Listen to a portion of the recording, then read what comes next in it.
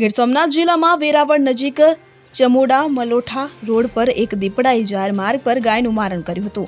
ઘટના રાત્રિના આશરે 2 વાગ્યાની આસપાસ બની હતી, જેનો વિડીયો મોબાઈલ કેમેરામાં કેદ થયો છે.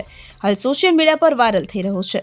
માહિતી અનુસાર ચમોડા ગામ નજીક મુખ્ય માર્ગ પરથી પસાર થઈ રહેલી એક ગાય પર દીપડાએ હુમલો કરી તેની શિકાર બનાવી હતી.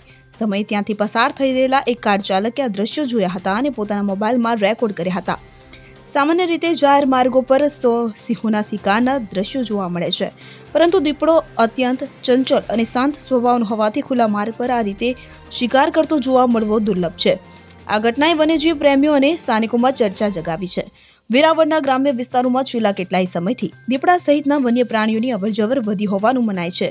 આવા બનાવોને કારણે ગ્રામજનોને રાત્રિના સમયે માર્ગ પરથી પસાર થતા વાહન ચાલકોમાં ભય અને ચિંતાનો માહોલ છે.